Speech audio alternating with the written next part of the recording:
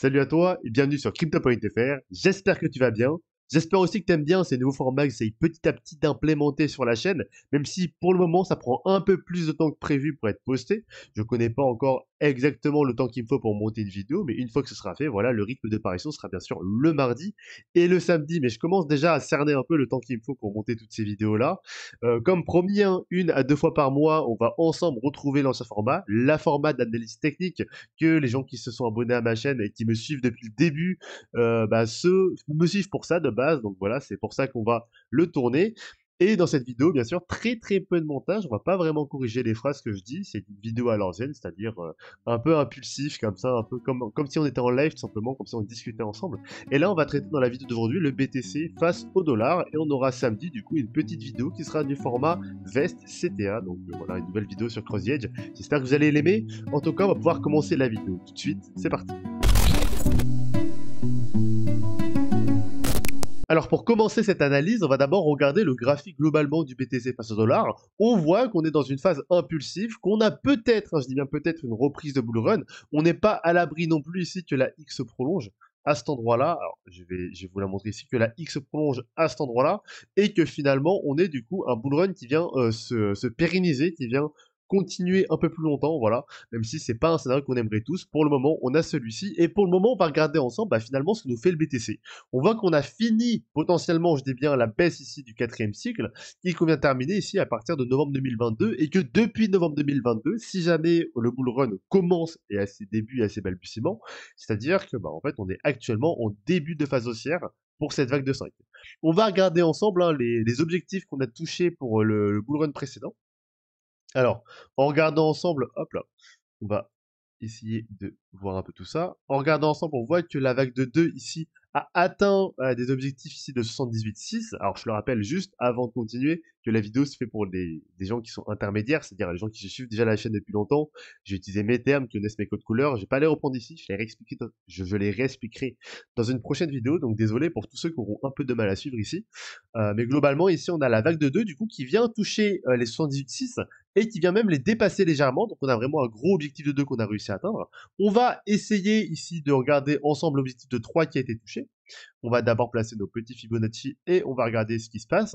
On voit que l'objectif de 3 a été assez puissant, hein. On a dépassé 201,8 sans pour autant toucher les 361,8. Donc on est vraiment sur des objectifs assez balèzes par rapport à ça. Et du coup, qui dit objectif très fort de hausse, dit forte correction potentiellement. Et on voit que la vague de 4, déjà on le voit visuellement qu'on a dépassé, qu'on a bien creusé en fait.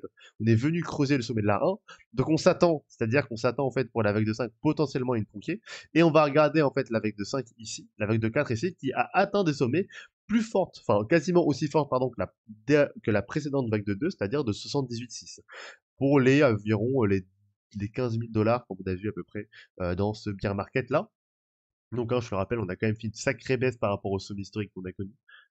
C'est-à-dire que si on prend le sommet et le bottom, on a 77% de baisse. Donc c'est quasiment énorme, quasiment 78, hein, plus proche des 78 que des 77.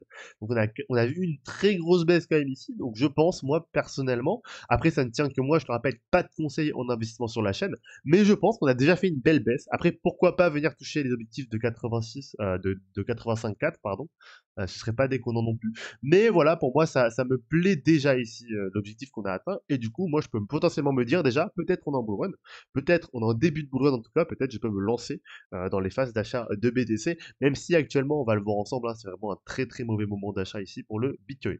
On va regarder aussi globalement les objectifs qu'on pourrait atteindre pour la vague de 5, parce que les gens peuvent se demander, tiens, quel objectif on va pouvoir obtenir pour la vague de 5 du BTC? Et on va regarder ça ensemble très facilement. Alors, pour ça, on va placer rapidement nos objectifs, hein.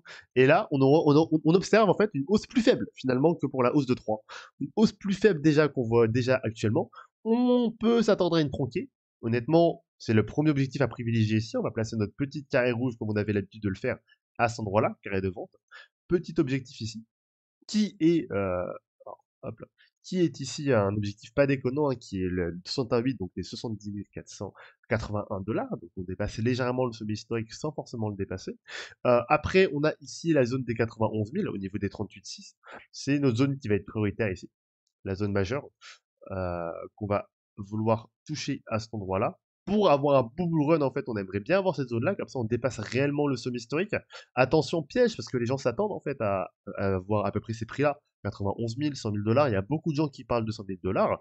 Peut-être qu'on n'atteindra jamais ce prix et peut-être qu'on se fera piéger en fait finalement pour venir justement que les gens mettent des ordres à l'achat et ensuite nous on vend ceux qui sont achetés tout bas, tout en bas, plus bas que nous aujourd'hui, hein, si jamais vous achetez aujourd'hui, plus bas que vous encore, pour vendre en fait sur vous, vous dumper et du coup bah, permettre en fait de récupérer un maximum de liquidité sans forcément aller chercher plus haut. Ça peut être intéressant aussi à réfléchir. En tout cas, voilà, l'objectif majeur sera bien sûr l'objectif des 91 000. Et on va avoir cet objectif-ci que tout le monde attend finalement des 100 000 dollars, hein, 100 000, 104 000 même dollars ici. Voilà, objectif ici qu'on pourrait attendre, à voir comment tout cela se goupille. Et pour l'instant, c'est pas un objectif que moi je privilégie. Je vais le mettre à la même hauteur en fait finalement que notre 201,8. Attention, comme je le dis aussi, comme je le redis, on a eu une baisse vraiment forte ici. On a dépassé, on a venu creuser le sommet de la 1. Du coup, la tronquée n'est pas déconnante non plus. La tronquée à 200% de Fibonacci, qui viendrait même pas venir dépasser du coup le sommet historique dernier. Pas un objectif si crucial non plus. Les deux objectifs cruciaux sont vraiment les objectifs 2 et 3 ici, avec une petite préférence pour la 3 pour moi, si jamais on l'atteint c'est très bien, mais déjà l'objectif de 2 est très atteignable et très agréable à regarder comme ça quand on regarde 71 000, on se dit que bah, finalement, comme on est venu vachement descendre ici, qu'on a fait une baisse assez forte, ce serait pas déconnant d'avoir une montée plus faible ici à ce moment-là. Voilà, je le répète parce que c'est vraiment important de le retenir, d'après mon analyse, d'après mon scénario à moi en tout cas. Voilà, on a une baisse, on a terminé du coup cette petite analyse pour la hausse potentielle, et maintenant on va regarder un peu ce qui se passe maintenant, parce que là ce qui nous intéresse c'est, bah, du coup c'est bien, on sait à peu près les objectifs de hausse qu'on peut avoir potentiellement pour cette vague de 5, même si ici c'est purement théorique pour l'instant, on peut rien affirmer, on peut rien affirmer, c'est purement théorique, là c'est purement spéculatif. On n'a pas du tout assez de data, pas du tout assez de data, mais vraiment pas du tout, pour venir affirmer ça aujourd'hui. En tout cas, dans mon scénario, encore une fois, pas de conseil en investissement sur la chaîne, mais en fait, là, c'est encore trop peu en data, trop faible. Et on a déjà vu hein, des scénarios qui, bah, quand les data, ici, on en a pas plus, on vient complètement péter cet objectif à l'os, ou alors même à la baisse, hein, on vient vraiment aller beaucoup plus bas que ça, en fonction des data qu'on va avoir maintenant, en fait. C'est ce qui se passe maintenant. Et c'est là qu'on va regarder ça dans cette vidéo aussi maintenant. Voilà, on va pas décrire tout, on décrira tout précisément et tout dans une prochaine vidéo d'analyse. Là, on va juste regarder le grosso modo de ce qu'on a. On va regarder du coup l'objectif de 3 ici, parce que je veux pas faire des vidéos trop courtes maintenant sur la chaîne, hein. J'aimerais bien qu'elles font un peu moins de 10 minutes, voire 15 minutes hein, pour les vidéos d'analyse. Et du coup, on va regarder ensemble un peu ce qu'on a là, et globalement, moi, ce que j'arrive à lire, et donc je le décrirai dans une prochaine vidéo, mais ce que j'arrive à lire globalement ici, c'est un premier sommet à cet endroit-là, et une baisse qu'on est en train de former actuellement. La baisse qu'on est en train de former actuellement, pour remonter potentiellement ici. Potentiellement, la baisse serait terminée ici, hein, c'est une question que je me pose. On peut aussi la terminer un peu plus tard, si jamais bah, notre 2 est un peu malicieux, parce qu'en fait, l'objectif ici de 2 qu'on atteint, de baisse, est vraiment beaucoup trop faible pour moi. Si jamais on la termine là, c'est beaucoup trop faible. On dépasse les 32,8, les 38,2, donc bah, c'est pas beaucoup trop faible, hein, c'est atteignable, c'est possible qu'on finisse là, mais pour moi, voilà, c'est quand même possible d'atteindre des baisses un peu plus fortes.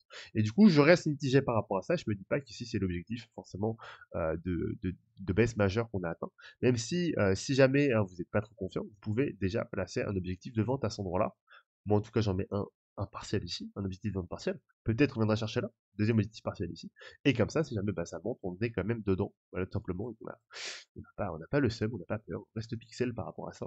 Et nous, pour être vraiment pixel ici, on veut chercher l'objectif de 3 qu'on va potentiellement atteindre. On va pas analyser ça en détail, on va analyser ça dans une prochaine vidéo, je l'ai dit, mais nous on va analyser là pour l'instant les grandes frames. Et pour les grandes frames, on va regarder ensemble ce qui se passe. Si jamais on a terminé la vague de 2 à cet endroit-là et on va pas traiter l'autre scénario, parce que pour l'instant j'ai pas assez de data, on va traiter uniquement le scénario que si jamais on a terminé la vague de 2 à cet endroit-là, on va potentiellement atteindre une 3 à 100% de Fibonacci aux 40 000 dollars. Franchement, honnêtement, supérieur à 40 000 dollars ici, supérieur au 100% de Fibonacci, ici, je n'y crois pas. Je n'y crois pas parce que la baisse ici aurait été très faible. Je... La baisse très faible veut dire potentiellement un potentiel aussi très fort, aussi.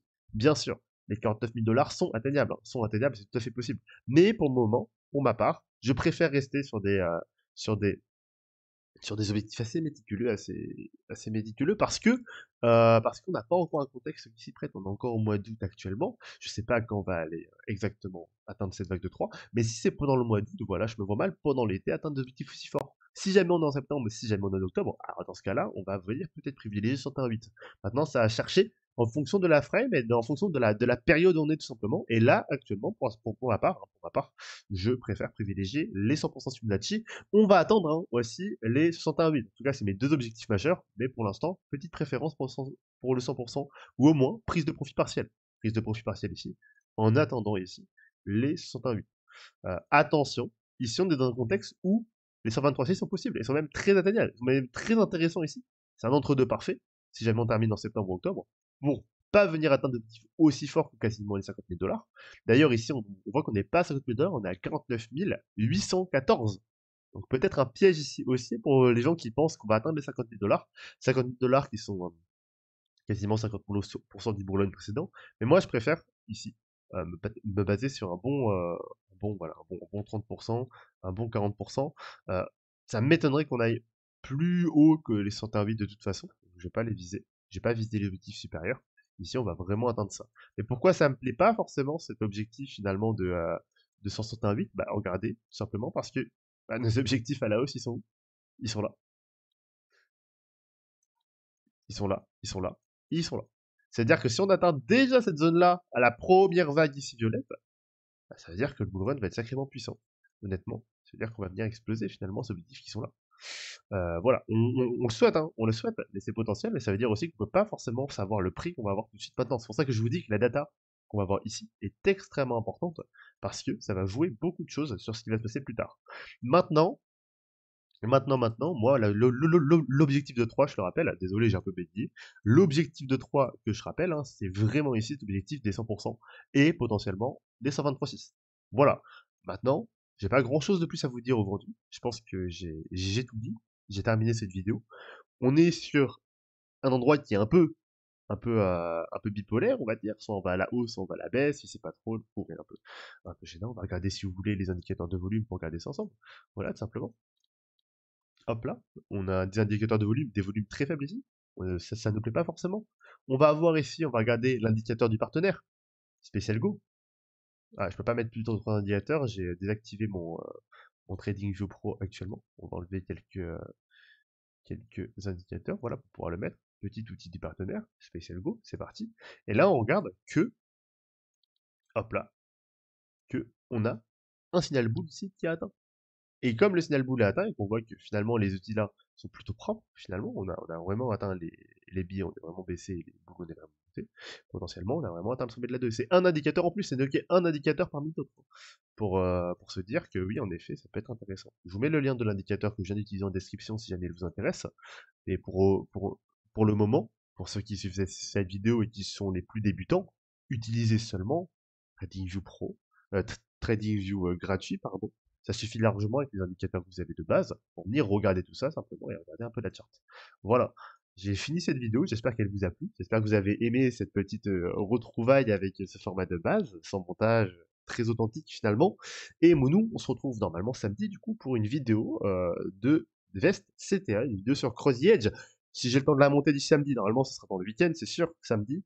Parce que voilà, j'essaie quand même de respecter ici les dates que je me suis imposées, mardi et samedi, même si pour l'instant c'est un peu compliqué. On est vraiment sur la phase de redémarrage de la chaîne, on est vraiment sur une phase ici où on monte les vidéos à nouveau, on essaie de faire des vidéos en avance cet été, donc voilà, on essaye de caler tout ça un peu et de calibrer un peu le tout. Donc, on va essayer de faire ça samedi. Ne vous inquiétez pas, c'est pas samedi, ce sera dimanche. De toute façon, j'aurai pas plus d'un jour de retard actuellement. Maintenant, on va essayer de calibrer un peu tout ça pour le mettre sur le mardi et sur le samedi au fur et à mesure du temps jusqu'à septembre. Et septembre, j'espère qu'on aura vraiment ici un rythme de parution optimal. Voilà, j'espère que cette vidéo vous a plu, que vous avez aimé. N'hésitez pas à laisser un petit commentaire sous la vidéo pour me dire si vous aimez bien ce genre de vidéo d'analyse, finalement, que ça revienne un peu sur la chaîne aussi plus tard, parce que je sais pas en fait si je vais les garder tout simplement.